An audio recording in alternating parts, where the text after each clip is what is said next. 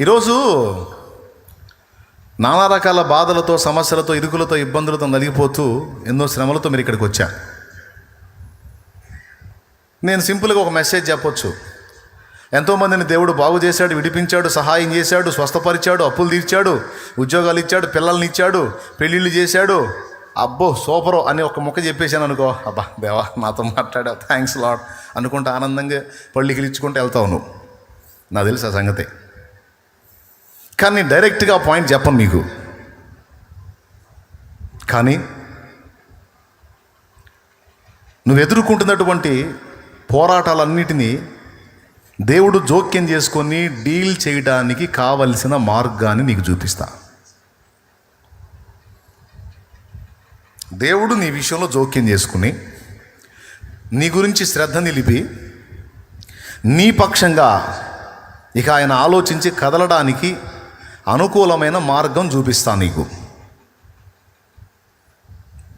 నేను జస్ట్ నీ మీద చేయించి ప్రార్థన చేసి ప్రభువా ఈ సమస్య తీసేయి అన్నాను అనుకో, నా ప్రార్థన దేవుడు వింటాడు, నీ విశ్వాసం కూడా ఫలిస్తుంది, నిజంగా సమస్య పోయిద్ది. బాగుంది. మళ్ళీ సమస్య రాదని గ్యారెంటీ ఏమైనా ఉందా? మళ్ళీ సమస్య వచ్చినప్పుడు మళ్ళీ నీకు అందుబాటులో నేను ఉండకపోతే, మరో సమస్య వచ్చినప్పుడు నీకు అందుబాటులో నేను ఉండకపోతే, కాబట్టి నీకు 100 సార్లు సమస్య వచ్చినా నువ్వే డీల్ చేసుకునే మార్గం నీకు చూపిస్తాను నేను. అది నా పాయింట్. ఇక షాలేం రాజు అనేవాడు అందినా అందకపోయినా నువ్వే డీల్ చేసుకోవచ్చు. అంటే నువ్వు ఎట్లా డీల్ చేసుకుంటావు అంటే, నువ్వు కాదు, దేవుడు నీ పక్షంగా కదులుతాడు. 100 సార్లు కాదు, 1000 సార్లైనా కదులుతాడు. ఆ మార్గాన్ని నేను నీకు అవగాహన కల్పించి వదలాలి. మీ అందరి సమస్యల కోసం నేనే ప్రార్థన చేస్తాను, పరిష్కారం వచ్చిద్ది అని మిమ్మల్ని అందరినీ నా ప్రార్థనకు అలవాటు చేశాను అనుకో, ఫుల్గా తేడా పడిద్ది వ్యవహారం. నేను మీకు అందుబాటులో ఉన్నంత వరకు ఓకే, నేను అందుబాటులో లేననుకో తేడా పడతాడు. నేను అందుబాటులో ఉన్నా లేకపోయినా మీరు కూడా నా వలే దేవునితో నడిచేవారనుకో, నీకు ఎల్లప్పుడూ షాలేమన్న అందుబాటులో ఉండకపోయినా ఆ పరమ షాలేము రాజు అందుబాటులో ఉంటాడు.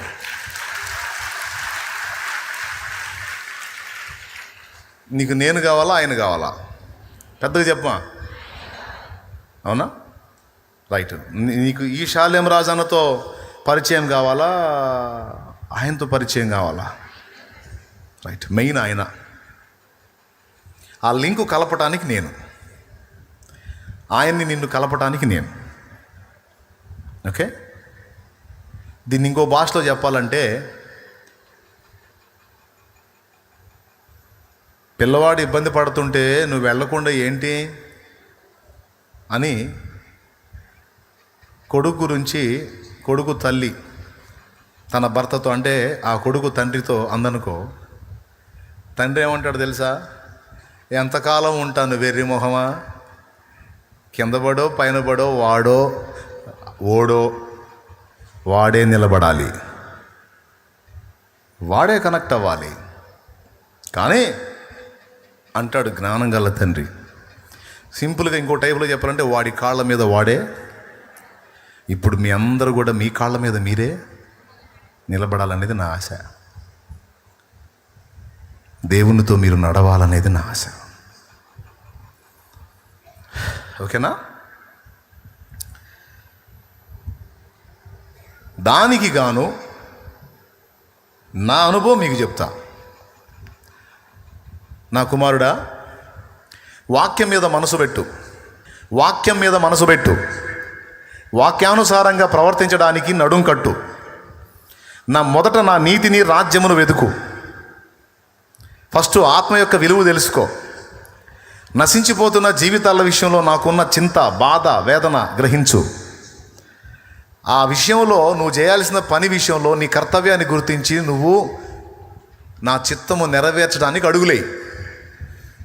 ఎప్పుడైతే నీవు నా విషయాల గురించి చింత కలిగి ఉన్నావో, ఇక నీ చింతల సంగతి నేను చూసుకుంటా.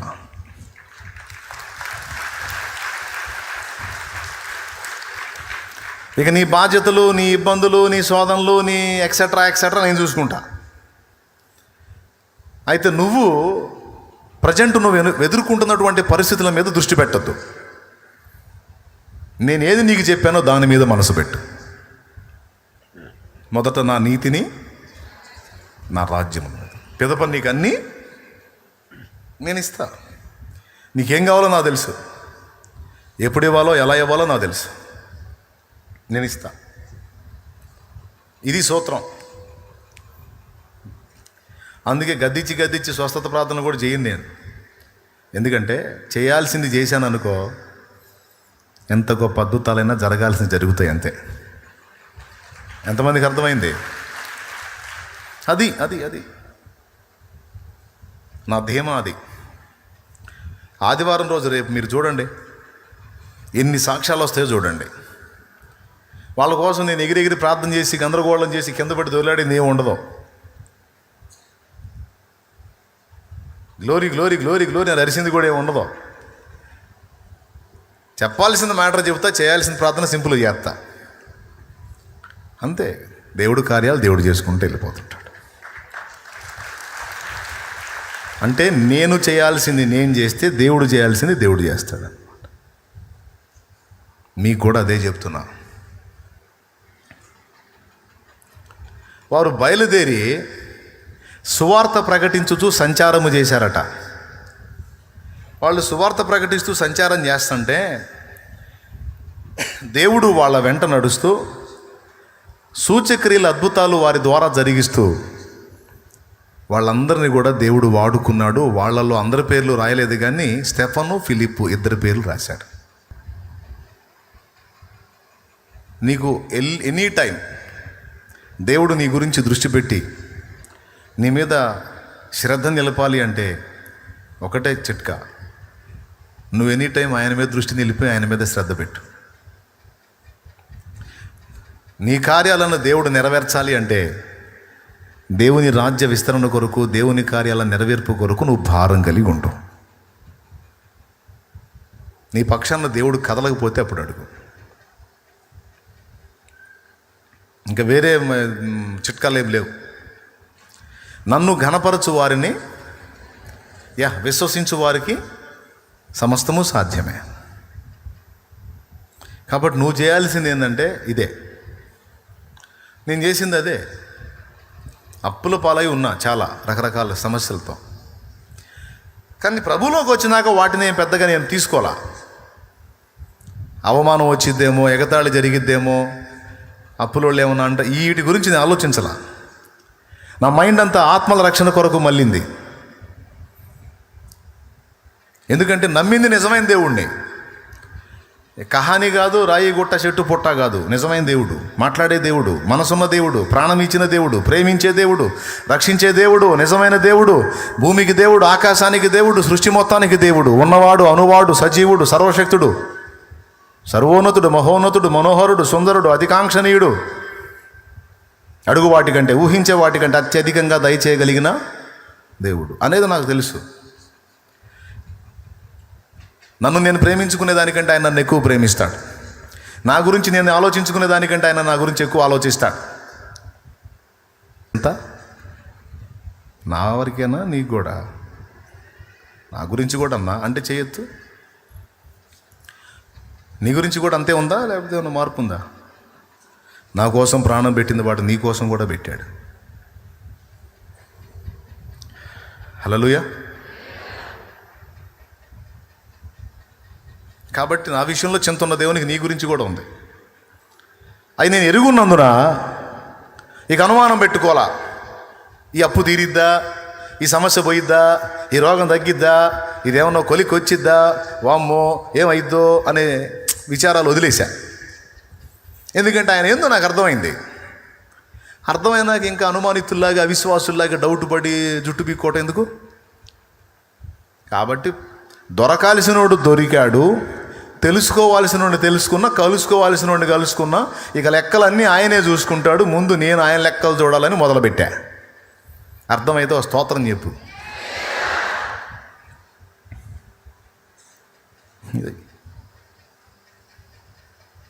ఆదివారం దేవుని సన్నిధికి వెళ్ళి ఇంటికి వచ్చి పరిశుద్ధ గ్రంథం ముందేసుకొని చదవటం, ప్రార్థన చేయటం, పరిచయస్తులందరికీ యేసును పరిచయం చేయడం మొదలుపెట్టా. ఈరోజు మీకు ఒక మాట చెప్తా. యెరూషలేములో ఉన్న ఒక చర్చ్ అంటే సంఘం చెదరగొట్టబడితే ఆ ఒక చర్చి కాస్త అనేక చర్చిలుగా మారిందని చెప్పాను. ఓకేనా? ఈరోజు నిన్ను కూడా ఒక మందిరంగా దేవుడు డిజైన్ చేశాడు, నిర్మించాడు. నీ ఇంటి పక్కన, బాగా వినండి, ఇది కీలకమైన మాట, చర్చికి రావడానికి ఇష్టపడని అన్యజనులు కూడా దేవుని సన్నిధిలో ఆనందించేటట్టు నువ్వు చేయగలవు. చర్చికి రావడానికి ఇష్టపడని అన్యజనులకు కూడా దేవుని సన్నిధిలో ఆనందించినట్లు నువ్వు చేయగలవు. సింపుల్. నువ్వు సహజంగా ఇంటి పక్కన ఉన్నటువంటి వ్యక్తులకి దేవుని గురించి ప్రకటించి, ఎందుకంటే మీలో అందరూ కాకపోయినా కొంతమంది మంచి విశ్వాసులు ఉన్నారు. ఇక వాళ్ళ మైండ్ అంతా కూడా నశించిపోతున్న ఆత్మను రక్షించాలనే చింతే ఉంటుంది. ఏ విధం చేతనైనా ఒక ఆత్మని కాపాడాలన్న రందే ఉంటుంది. వాళ్ళ బాధలు, వాళ్ళ ఇరుకులు, వాళ్ళ ఇబ్బందులు, వాళ్ళ సమస్యలు, వాళ్ళ నిందలు, వాళ్ళ అవమానాలు, వాళ్ళ అప్పులు, వాళ్ళ తెప్పలు ఏం పట్టవు. ఎందుకని పట్టవంటే నమ్మిన వాడిని ఎరుగుదురు గనక వాటి గురించి వాళ్ళకి భయం లేదు. నిజంగా వాళ్ళు నమ్మినట్టే కార్యాలన్నీ దేవుడు కూడా అంతే చేస్తుంటాడు. ఇక వాళ్ళ చింతంతా పక్కనున్న అన్యజనుల రక్షణలోకి నడిపించాలనే. సేవకుల గురించి నేను చెప్పట్లా, విశ్వాసుల గురించి చెప్తున్నాను నేను. ఎవరి గురించి? దేవునికి స్తోత్రం.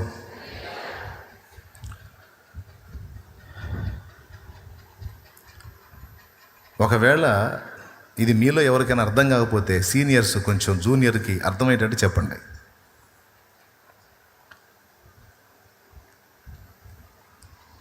నా గురించి నేను ఆలోచించడం మానేశా, నా ఇంటి గురించి ఆలోచన మానేశా, అనేక మందిని కాపాడాలి అనే పిచ్చిలోకి వెళ్ళిపోయా.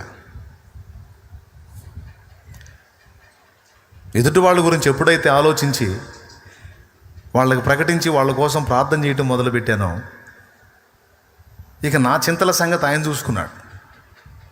నాకు స్వేచ్ఛా స్వాతంత్ర్యాలను ఇచ్చాడు మహానుభావుడు. బాగా వినండి. ఇప్పుడు ఇంత చెప్పిన తర్వాత కూడా నీ అప్పుల గురించి, నీ బాధల గురించి, నీకు పిల్లలు లేరని, నీ ఇంట్లో వ్యక్తులు మారలేదని, లేకపోతే ఏదో సమస్యలు పెట్టుకొని ఆలోచిస్తున్నావా? వదిలేసావా? వదిలేసానా అంటే చేయొద్దు. వదిలేసావా? వదలలేదా? వదలకుండా అంతే పెట్టుకుంటే నేను చేయగలిగింది ఏం లేదు. దేవుడి మీద నీకు విశ్వాసం ఉంటే ఇప్పుడే వదిలే.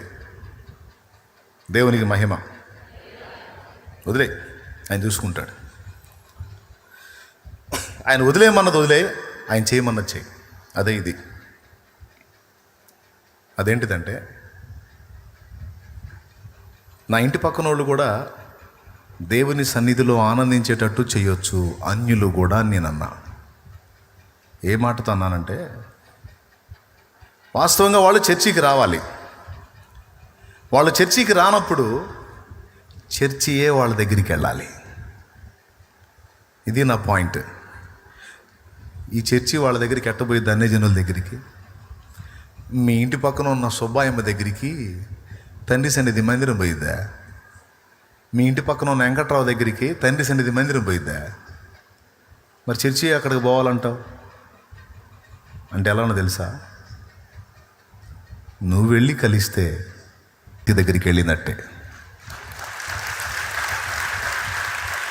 ఎందుకో తెలుసా? ఇదొక దేవాలయం అయితే కదులుతున్న దేవాలయం నువ్వు. ఒక్కసారి 1 కొరింథీ 3:16, 6:19 బైబిల్ది. 1 కొరింథీ 3:16, 6:19 ఒక్కసారి చూడు తొందరగా. చదువు వచ్చిన వాళ్ళు తీయండి. మీరు దేవుని ఆలయమై ఉన్నారనియు దేవుని ఆత్మ మీలో నివసించుచున్నాడనియు మీరు ఎరుగరా? చర్చిలో ఎవరున్నారండి? నాకెళ్ళి చూసి చెప్పండి. చర్చిలో ఎవరున్నారు? పెద్దగా చెప్పండి. అది కదా సౌండ్. దేవుడు ఉన్నాడు. చర్చిలోంచి మనం బయటికి వెళ్తే రోడ్డు మీద మనం తిరుగుతుంటే ఆ రోడ్డు మీద దేవుడు ఉన్నాడా? బజారులో మనం తిరుగుతుంటే బజారులో దేవుడు ఉన్నాడా? చర్చిలో దేవుడు ఉన్నాడు. ఇంకో చోట ఏడున్నాడు తెలుసా? నీలోనే ఉన్నాడు. అది వాక్య సత్యం. ఎవరిలో? మారు మనసు పొంది, పాపక్షమాపణ నిమిత్తం బాప్తీసం పొంది, పరిశుద్ధపరచబడి దేవునికి చెందిన వ్యక్తివైన నువ్వు, క్రీస్తు రక్తములో కడగబడిన నువ్వు, జీవగ్రంథంలో పేరు సంపాదించిన నువ్వు, నీలో దేవుని పరిశుద్ధాత్మ నివాసం ఉన్నాడు. నీలో ఆయన ఉన్నాడు. నువ్వు ఎక్కడికి వెళితే అక్కడ దేవుని సన్నిధి వస్తుంది నీతో పాటు. నీలో ఉండి ఆయన నువ్వు ఎడు తిరిగితే అటు నీతో పాటు ఆయన వస్తున్నాడు. ఒక అన్యజనుడి దగ్గరికి నువ్వు వెళ్ళావు అనుకో, నీలో ఎవరున్నారు? ఇప్పుడు ఆ అన్యజనుడు ఎవరి సమక్షంలో ఉన్నాడు? దేవుని సమక్షంలోనే ఉన్నాడు. నేను రాగానే మీ అందరికి వందనాలు చెప్తా. ఎందుకో తెలుసా? మీరు కూడా దేవుని సంఘం, దేవాలయం కాబట్టి మీ అందరిలో కూడా ప్రభు ఆత్మ ఉన్నాడు కాబట్టి భయంతో చెప్తా. కొంతమంది కాదు, దేవుని ఆత్మ మీలో ఉన్నాడు అందుకు చెప్తా. ఓకేనా? ఇప్పుడు గమనించండి, దేవుని సన్నిధిలో నుంచి మీరు వెళ్ళినప్పుడు దేవుడిని వదిలేసి వెళ్ళట్లా, దేవుడు మీతో వస్తున్నాడు. ఇప్పుడు ఒక అన్యజనుడి దగ్గరికి నువ్వు వెళ్ళావు అనుకో, నీతో పాటు దేవుని సన్నిధి వాని దగ్గరికి వస్తుంది. తను చర్చికి రాలా, కానీ నీ దగ్గరకు వచ్చి సహవాసం చేస్తున్నాడు. తమ్ముడు, చెల్లి, తను చర్చికి రావట్లా, కానీ ఆమె నీ దగ్గరకు వచ్చి సహవాసం చేస్తుంది. కనీసం నీతో సహవాసం చేసినా ఆమె చర్చిలో కలుస్తున్నట్టే.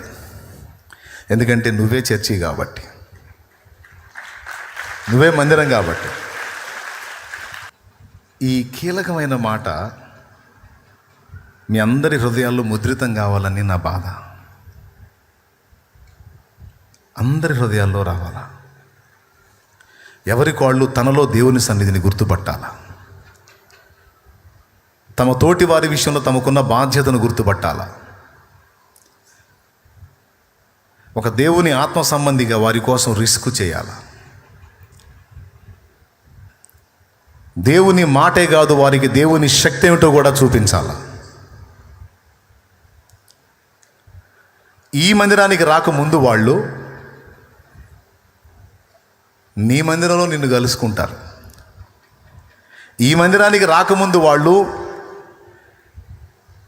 నీ మందిరంలో నిన్ను కలుసుకుంటారు. ఫస్ట్ వాళ్ళు నీ దగ్గరకు వస్తారు. నీ దగ్గర దేవుని శక్తిని అనుభవించిన తర్వాత, దేవుని వాక్ ప్రత్యక్షత పొందిన తర్వాత నువ్వు వెళ్ళే ఈ సహవాసానికి అప్పుడు కలుస్తారు వాళ్ళు.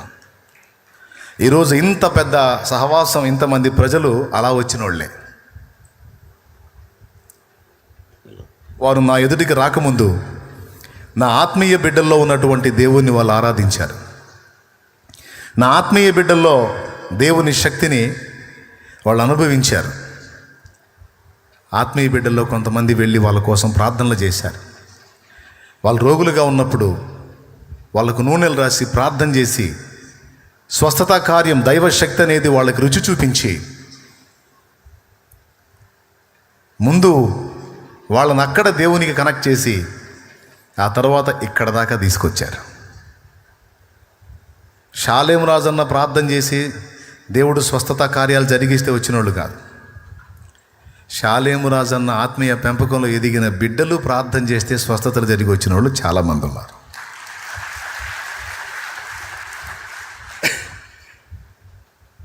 ఇది సంఘం మొత్తానికి అర్థం కావాలా. నువ్వు ప్రార్థన చేయాలి తమ్ముడు. సమస్యలో ఉన్న వ్యక్తి కోసం నువ్వు ప్రార్థన చేయాలా. ఆ వ్యక్తికి చెప్పి మరీ చేయాలా. నువ్వు ఈ ప్రాబ్లంలో ఉన్నావు, నేను నీకోసం ప్రార్థన చేస్తా, నా దేవుని శక్తి ఏంటో నువ్వు చూసేటట్టు చేస్తా. దేవుడు కార్యం జరిగిద్ది. తప్పకుండా నువ్వే నా దేవుని గురించి తెలుసుకుంటావు. సహజంగా ఇప్పటిదాకా మీకేం చెప్పానంటే సువార్త ప్రకటించండి ప్రకటించండి ప్రకటించండి ప్రకటించండి అని చెప్పా. ఎంతమంది గుర్తుంది? కొద్దిగా తొందరగా స్పందించండి, నీరసం వస్తుంది. ప్రకటించండి ప్రకటించండి అని చెప్పా. అంటే దేవుని మాట వెదజల్లండి అని. ఇప్పుడు రెండో మాట మొదలుపెట్టా, శక్తిని చూపండి శక్తిని చూపండి శక్తిని చూపండి అని. ప్రకటించడం ఎంత అవసరమో దేవుని శక్తి ఒక వ్యక్తి చూడటం కూడా అంతే అవసరం. ఇంకా చెప్పాలంటే ప్రకటిస్తే దేవుని మాటలు వింటాడు, కానీ నువ్వు ప్రార్థించినప్పుడు ఆ వ్యక్తి దేవుని శక్తిని చూసి నీ వెంటబడి దేవుని పాదాల చెంతకు పరిగెత్తుతాడు. అర్థమైందా? సహజంగా శాలేమన్నా చెప్పమన్నాడు కాబట్టి చెప్పి ఊరుకుంటా, నాకు వాడు రాని రాకపోతే నాకు అనవసరం అని సహజంగా ఒక్కసారైనా సరే వాడికి సువార్త చెప్పాలని సువార్త చెప్పటమో లేకపోతే సత్యదర్శన పుస్తకం ఇవ్వటమో మాత్రమే చేస్తారు. అదే కదా ఇప్పటిదాకా మీరు చేసింది.